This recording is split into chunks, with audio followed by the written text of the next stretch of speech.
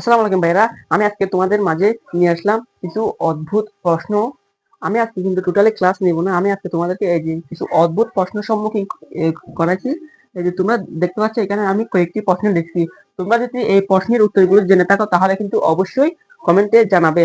আর যদি তোমরা না জেনে থাকো তাহলে আমি এখানে বলে দিচ্ছি। আচ্ছা, তোমরা জানো বা না জানো তোমাদের মনের মতো আছে, তোমরা যদি এটা না জেনে থাকো তাহলে আজকে আমি তোমাদেরকে এই যে এই প্রশ্নগুলোর উত্তর দিয়ে দেবো। এখানে প্রথম প্রশ্নের মধ্যে বলছে কি, কোন দেশে গাছ মানুষ খায়? কি বলছে? আমরা কিন্তু গাছ থেকে বিভিন্ন ফল ফ্রুট খাই, ঠিক আছে? এখানে বলছে কি, কোন দেশে গাছ মানুষ খায়? আমরা গাছ খাই, আমরা গাছ থেকে বিভিন্ন ফল ফ্রুট খাই, কিন্তু এখানে গাছ মানুষ খাই। কি বলছে? গাছ মানুষ খাই। তাহলে এটা কোন দেশে হতে পারে? এটা হচ্ছে আহ, আফ্রিকার, দক্ষিণ আমেরিকার, আফ্রিকার, আফ্রিকার, আফ্রিকার, আপনারা উত্তরটা জেনে রাখেন। আফ্রিকার, দক্ষিণ আমেরিকার, দক্ষিণ দক্ষিণ আমেরিকার, দক্ষিণ আমেরিকার, আমেরিকার জঙ্গলে, দক্ষিণ আমেরিকার জঙ্গলে, জঙ্গলে, জঙ্গলে এই ধরনের মানুষ কেকু গাছ আছে। কি বলছি? মানুষ কেকু গাছ আছে, কেকু মানুষ কেকু গাছ আছে, মানুষ কেকু গাছ আছে। কি বলছি? কোন দেশে গাছ মানুষ খায়?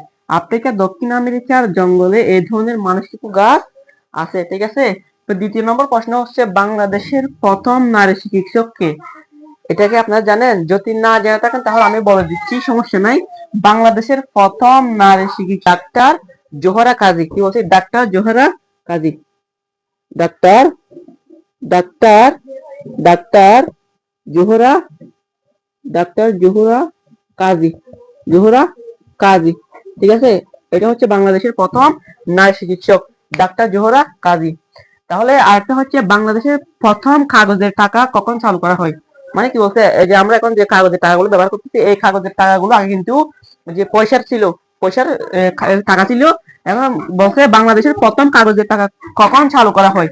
কখন? এটা হচ্ছে 4 মার্চ, 4 মার্চ 1972 সালে, 1972 সালে, যা বাংলাদেশ স্বাধীনতার পরে, ঠিক আছে? বাংলাদেশ স্বাধীনতার কয়েক মাস পরে, ঠিক আছে? আমাদের বাংলাদেশ কিন্তু প্রায় 9 মাস যুদ্ধ করার পর 16ই ডিসেম্বর কি হয়? স্বাধীনতা লাভ করে, ঠিক আছে? একটা বলছে, কোন মাছ খাইতে চিনির মতো মিষ্টি? কি বলছে? কোন মাছ খাইতে চিনির মতো মিষ্টি? আমরা যে চিনি খাই, যে আখের রস, গুড়ের রস দিয়ে বানানো হয়, যে চিনির মতো মিষ্টি, কোন মাছ খাইতে চিনির মতো মিষ্টি? ঠিক আছে? তাহলে এটার উত্তর হচ্ছে,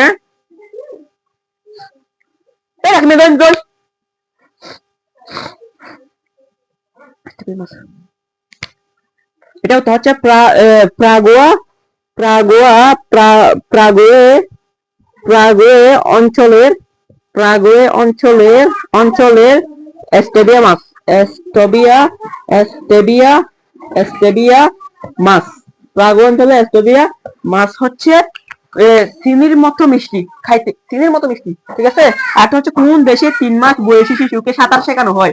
যেখানে আমরা এখন অনেক বড় হয়েও, মনে করো 10, 15, 20 বছর হয়ে, যারা এখনো প্রায়, যারা বুড়ো মানুষরা, যারা এখন সাঁতার জানে না, কিন্তু এমন একটি দেশ আছে যে দেশে 3 মাসের শিশুকে, কয় মাস? মাত্র 3 মাস, মাত্র 3 মাস বয়সী শিশুকে সাঁতার শেখানো হয়, ঠিক আছে? সাঁতার শেখানো হয়, এটা হচ্ছে জার্মানিতে। কোথায়? জার্মানিতে, ঠিক আছে? আরেকটা হচ্ছে 6 নাম্বার হচ্ছে, আমি যদি বলি, কোন দেশে পাগল বেশি? কোন দেশে দেশে পাগল বেশি? পাগল বেশি। দেখি, দেখি তোমরা গ্যাস করতে পারো কিনা, দেখি কোন দেশে পাগল বেশি, এটা গ্যাস করতে পারো কিনা দেখি। ভেবে চিন্তে বলো, কোন দেশে পাগল বেশি হতে পারে? আমি তোমার কয়েকটা অপশন দিচ্ছি।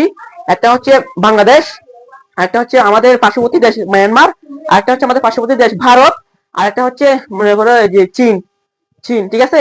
এই 4টি দেশ দিলাম, 4টি দেশের মধ্যে কোন দেশে পাগলের সংখ্যা বেশি? পাগলের সংখ্যা বেশি, এটা কি বলতে পারবে? কোন দেশে পাগলের সংখ্যা বেশি? যদি বলতে পারো তাহলে অবশ্যই কমেন্টে জানাও, আর যদি বলতে না পারো তাহলে আমি বলে দিচ্ছি। সবচেয়ে বেশি পাগল হচ্ছে কোন দেশে জানো?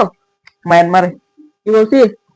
মায়ানমার, মায়ানমারে সবচেয়ে পাগল বেশি, আমাদের বাংলাদেশ থেকেও মায়ানমারে পাগল বেশি, ঠিক আছে? তাহলে আজকে এতটুকুই।